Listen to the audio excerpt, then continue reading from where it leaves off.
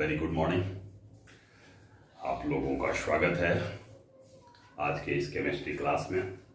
और बहुत ही अच्छा, कुछ स्टूडेंट जोरदार तरीका से मेहनत कर रहे हैं, समीकरण को बनाते हैं, समीकरण को पढ़ते हैं, समीकरण सीखने का कोशिश करते हैं। और यही सबसे बड़ी शुरुआत होती है, यही सबसे बड़ी अच्छी बात होती है, और यही सबसे बड़ी पहचान होती है कि कोशिश करते हैं, अटेम्प्ट करते हैं।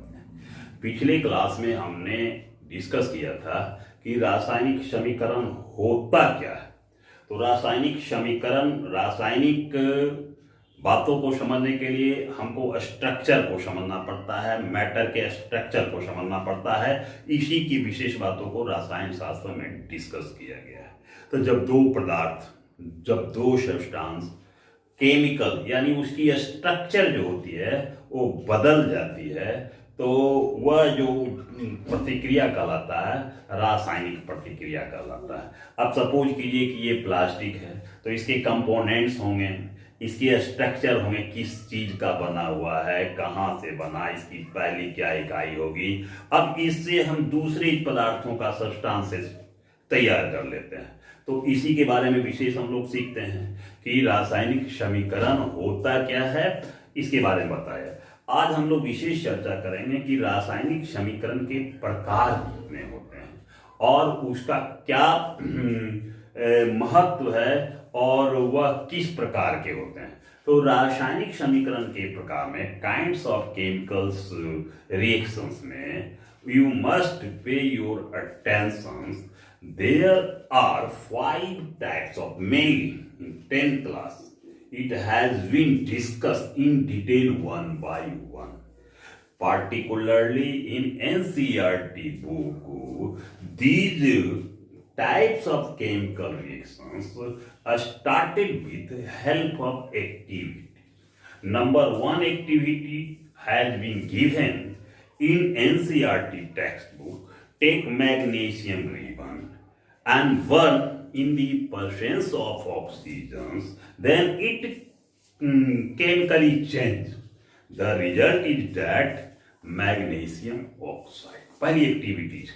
तो यहाँ पर जो इम्पोर्टेंट क्वेश्चंस आते हैं परीक्षा में कि हम मैग्नीशियम रिबन को जलाने के पहले रब क्यों करते हैं, तो पिछले वीडियो में हमने समझा दिया था। अब यहाँ पर ये समझाना है कि यह जलाने के बाद मैग्नीशियम ऑक्साइड जब बनता है तो आखिर किस प्रकार के समीकरण कहलाए यह किस प्रकार के समीकरण कहलाए। तो magnesium oxygen, magnesium one substance, oxygen की उपस्थिति में दोनों कंबाइंडली यदि हो गया तो ये हो गया कॉम्बिनेशन रिएक्शन। अब कॉम्बिनेशन रिएक्शंस में कई एक एग्जांपल दिया गया। अब जैसे कैल्शियम ऑक्साइड जिसको बोला गया क्यूकुलाइन, हम वाटर में डालते हैं, वाटर से रिएक्ट करवाते हैं, तो वाटर जिसको बोला गया कली चूना, ये जनरल एग्जाम्पल आ जाता है। हम लोग दैनिक जीवन में देखते हैं दीपावली के समय में और अन्य दिनों जब कली चूना को डालते हैं तो उबलती हुई, खलखलाती हुई आवाज के साथ में उष्मा देती है और combined reactions, chemically reactions, combination reactions के रूप में यह जबरदस्त एग्जाम्पल देता है। यहाँ ध्यान रखें, थोड़ी सी विशेष जानकारी इस एक्टिविटी को लिया गया। क्या? कैल्शियम ऑक्साइड को बोला गया अंग्रेजी में क्यूकुलाइन, वाटर को लिखना है H2O, यह दोनों कंबाइंड हो गया कैल्शियम हाइड्रोक्साइड जिसको बोला गया सिलेक्टलाइन। अब यह प्रतिक्रिया में क्या हो गई? एक्सोथर्मिक रिएक्शन, ऊष्मा निकला, इसलिए ये समीकरण जो है एक्सोथर्मिक रिएक्शंस भी बोला जाता है। तो this is the most important reactions for the purpose of examination. This is not only the most important for the purpose of examination, but this is the most important to learn, to advance, to increase, to speed, to think more and more about the chemical reactions, because this equation is related in our daily life. We are in positions to learn these equations very simply, and these equations give us two information. ये chemical combinations के रूप में भी जाना गया, chemical और exothermic reactions के रूप में भी जाना गया। यह हमको दोनों समीकरण, जब एक्सोथर्मिक का एग्जाम्पल पूछे तो ऊर्जा निकलता है, ये एग्जाम्पल है। जब केमिकल कॉम्बिनेशंस रिएक्शंस का एग्जाम्पल पूछे तो ये रिएक्शंस पूछता है। यदि फिर कंसेप्ट में आपसे ये पूछा कि व्हाट हैपेंस, क्या होता है, तो हम जो है सो रिएक्शंस में ये पूछे। यदि आपसे कोई पूछे कि कली चूना का क्या फॉर्मूला है, हिंदी में कली चूना बोला गया तो आपको कैल्शियम ऑक्साइड बोलना है। यदि कोई पूछे आपसे क्यूबलाइन का क्या फॉर्मूला है तो आपको क्यूबलाइन का फॉर्मूला Ca बोलना है। सिलेक्ट लाइन किसको कहते हैं, तो जो प्रतिक्रिया के बाद जो चूने के जो बचते हैं, सिलेक्ट लाइन यानी भखरा चूना, जिससे एनर्जी निकल जाती है। यानी यहाँ पर इस समीकरण की सहायता से केमिस्ट्री के आप हर एक चैप्टर में कुछ न कुछ चीज सीखते जाइएगा। यदि एक ही समीकरण को आप समझ लेते हैं, एनर्जी क्यों निकलती है, कैल्शियम हाइड्रोक्साइड में OH का हॉल 2 ही क्यों लग गया, ये केमिस्ट्री ऑक्सीजन समीकरण कॉम्बिनेशन रिएक्शंस के रूप में क्या कहलाया, these are the most informations to all of you. So I insist to write down this equation in your notebook and underline these equations with red pencil, with blue pencils, and the most important equations forever, particularly who are beginner, they don't know how to write the equations, how can balance these equations. There are several informations in this equation because it is also exothermic reaction. अब one by one आते हैं। Carbon और oxygen, carbon simple है C+O, लेकिन carbon को हम लोग detail रूप से पढ़ते हैं। बड़ा इंपॉर्टेंट महत्व का एलिमेंट है कार्बन अपने दैनिक जीवन में। कार्बन कोयला, कार्बन डायमंड, कार्बन ग्रेफाइट, लेकिन यहाँ कार्बन दर्शाया गया कोयला के लिए। कोयला को यदि हवा की उपस्थिति में हम जलाते हैं तो क्या बनता है, कार्बन डाइऑक्साइड और एनर्जी निकलता है। तो कार्बन और ऑक्सीजन केमिकली क्या हो गया, ये कंबाइंड हो गया।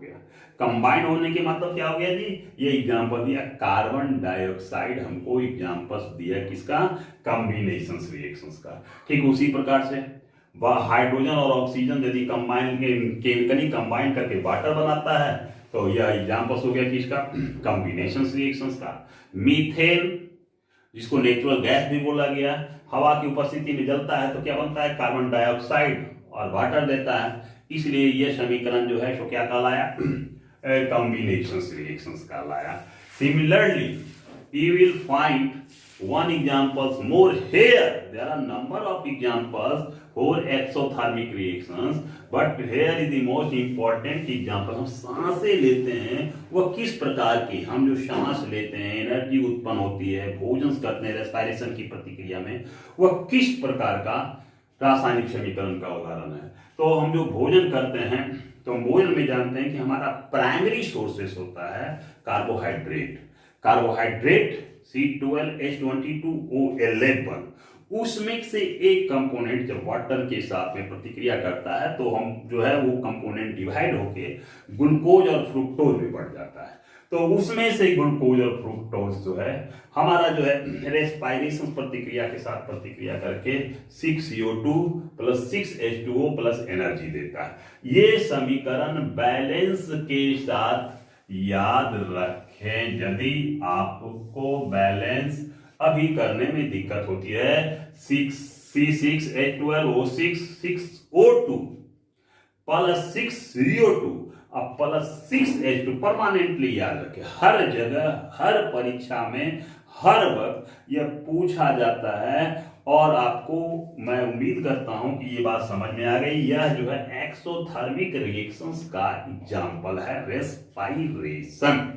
और ये समीकरण जो है भी एक्सोथर्मिक रिएक्शंस का है, कॉम्बिनेशन रिएक्शन। कोई भी समीकरण एक से ज्यादा इंफॉर्मेटिव होते हैं, सूचना देते हैं। जैसे देखिए यहाँ एक्वस फॉर्म में है और ये जो है कार्बन डाइऑक्साइड गैस के रूप में निकला, ये जो है वाटर लिक्विड के रूप में है और ये एनर्जी रिलीज हुई। सिमिलरली जिस प्रकार से कंपोजिशन रिएक्शंस को जितना बेहतरीन तरीका से आप समझ गए, यदि कंपोजिशन रिएक्शंस को बेहतरीन तरीका से समझ गए, डिकम्पोजिशन रिएक्शंस को समझने में, डिकम्पोजिशन रिएक्शंस को लिखने में उतने ही आसानी हो जाती है, क्योंकि कंपोजिशंस का मतलब मिलना और डिकम्पोजिशंस का मतलब टूटना। तो अब फिर एक्टिविटी लेते हैं, जैसे मैग्नीशियम एक्टिविटी लिए थे लैब में, अब हम फेरस सल्फेट में, फेरस सल्फेट जो कंपोनेंट्स होता है वह सॉल्ट है, वह हरा कलर का होता है। यदि हम टेस्ट ट्यूब में लेकर उसको हम बुनसन बर्नर पर लैब में गर्म करते हैं तो उसका कलर गायब हो जाता है। क्या कारण है कि वो गायब हो जाता है, इस बात को हमको समझना पड़ता है। तो फेरस सल्फेट जलाने के बाद में क्या होती है, फेरक ऑक्साइड बनती है, फेरिक ऑक्साइड, अश ferrous sulphate, ferric oxide, sulphur dioxide और सल्फर डाइऑक्साइड गैस निकलती है। यानी क्या देख रहे हैं कि ये समीकरण जो है सो टूट जाता है। एक कंपोनेंट से दो या दो से अधिक में ये समीकरण विभक्त हो गया, यह प्रतिक्रिया जो है डिकम्पोजिशन रिएक्शंस कर रहा है। Similarly calcium carbonate